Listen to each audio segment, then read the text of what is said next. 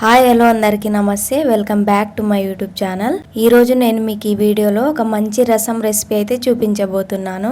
ఇంట్లో కూరగాయలు లేనప్పుడు లేదా స్పైసీగా తినాలనిపించినప్పుడు, అన్నం తినబుద్ధి కానప్పుడు నేను వీడియోలో చూపించినట్టు చింతపండు రసం రెసిపీని ట్రై చేయండి. చాలా టేస్టీగా ఉంటుంది. ఫస్ట్ అయితే ఇలా ఒక బౌల్ని తీసుకొని నిమ్మకాయ సైజ్ అంతా చింతపండుని అయితే తీసుకోవాలి. ఇప్పుడు ఈ చింతపండులో కొద్దిగా వాటర్ని వేసి ఒకసారి మంచిగా కడిగి తీసుకోవాలి. ఇలా కడిగి తీసుకోవడం వల్ల అందులో డస్ట్ లాంటివి ఉంటే పోతాయి. ఇలా ఒకసారి మంచిగా కడుక్కున్న తర్వాత మళ్ళీ అందులో వాటర్ ని యాడ్ చేసి 15 మినిట్స్ వరకు నానబెట్టుకోవాలి. మీకు ఈ చింతపండు అనేది తొందరగా నానిపోవాలంటే కొద్దిగా వాటర్ ని వేడి చేసి చింతపండులో వేసుకోవడం వల్ల 5 మినిట్స్ లోనే చింతపండు అనేది మంచిగా నానిపోతుంది. ఇప్పుడు ఇంకొక బౌల్ ని తీసుకొని ఒక చిన్న సైజ్ టమాటాని ఇలా కట్ చేసుకొని వేసుకోవాలి. ఇందులోనే ఒక రెమ్మ కరివేపాకు అండ్ కట్ చేసుకున్న కొత్తిమీరను కూడా యాడ్ చేసుకోండి. ఇప్పుడు వీటన్నింటిని బాగా పిసికి తీసుకోవాలి. ఇలా చేసి చింతపండు రసంలో వేయడం వల్ల మనం చేసే రసం టేస్ట్ అనేది చాలా బాగుంటుంది. చూసారుగా వీడియో క్లిప్ లో చూపిస్తున్నట్టు ఈ విధంగా బాగా పిసికి తీసుకోవాలి. చూడండి, నేను ఇక్కడ ఒక 15 మినిట్స్ తర్వాత మనం నానబెట్టుకున్న చింతపండుని అయితే చూపిస్తున్నాను. చింతపండు అనేది బాగా నానిపోయింది. ఇప్పుడు మనం నానబెట్టిన చింతపండుని బాగా పిసికి చింతపండు రసం అయితే తీసుకోవాలి. మీకు ఎంత క్వాంటిటీలో రసం కావాలో దాన్ని బట్టి ఇందులో వాటర్ అయితే యాడ్ చేసుకోండి. చూసారుగా ఈ విధంగా చింతపండు రసం ని తీసుకున్నాక మనం ఇందాక స్మాష్ చేసి పెట్టుకున్నాం కదా, దాన్ని అయితే ఇందులో యాడ్ చేసుకోవాలి. ఇప్పుడు ఇందులోకి 1/2 టీ స్పూన్ అంత పసుపుని అండ్ మీ టేస్ట్కి తగ్గట్టు ఉప్పునైతే ఇందులో యాడ్ చేసుకోండి.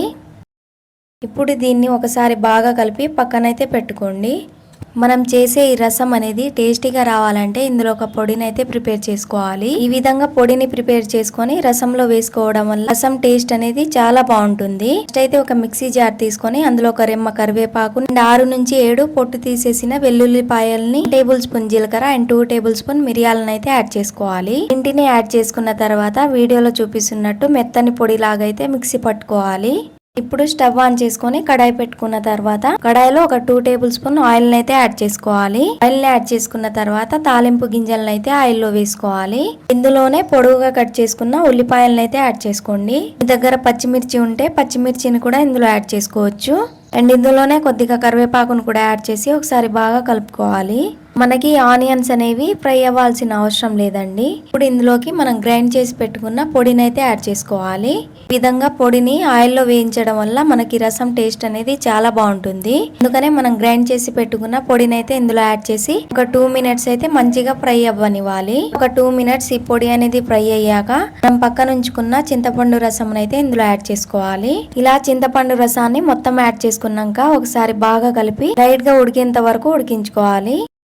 చూసారుగా మనకు చింతపండు రసం అనేది ఈ విధంగా లైట్ గా ఉడుకుతున్నప్పుడు గరిటెతో ఒకసారి బాగా కలుపుకోవాలి. మనం చేసే ఈ చింతపండు రసాన్ని ఎక్కువగా ఉడికించుకోకూడదండి. ఎక్కువగా ఉడికించడం వల్ల దీని టేస్ట్ అనేది పూర్తిగా మారిపోతుంది. చూడండి, ఇక్కడ వీడియోలో చూపిస్తున్నట్టు ఈ విధంగా మసలడం స్టార్ట్ అయ్యాక మరొకసారి బాగా కలిపి స్టవ్ ఆఫ్ చేసుకోండి. చూసారుగా మన టేస్టీ చింతపండు రసం అయితే రెడీ అయిపోయింది. దీన్ని మిరియాల రసం అని కూడా అంటారు. మనకెప్పుడైనా జలుబు దగ్గు లాంటివి ఉన్నప్పుడు ఈ విధంగా ఒకసారి స్పైసీగా రసం చేసి తినడం వల్ల ఈజీగా జలుబు దగ్గు లాంటివి తగ్గిపోతాయి.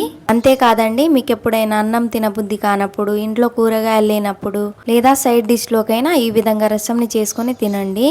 మళ్ళీ ఈ విధంగా రసం ని చేసుకొని తింటారు. అండ్ ఇలాంటి మరెన్నో వీడియోస్ కోసం మన ఛానల్ ని సబ్స్క్రైబ్ చేసుకోండి. సబ్స్క్రైబ్ చేసుకోవడం వల్ల వీడియో అప్లోడ్ చేయగానే మీకు నోటిఫికేషన్ అనేది వచ్చేస్తుంది. అండ్ నా ఈ వీడియో మీకు నచ్చితే లైక్ చేసి షేర్ చేయండి.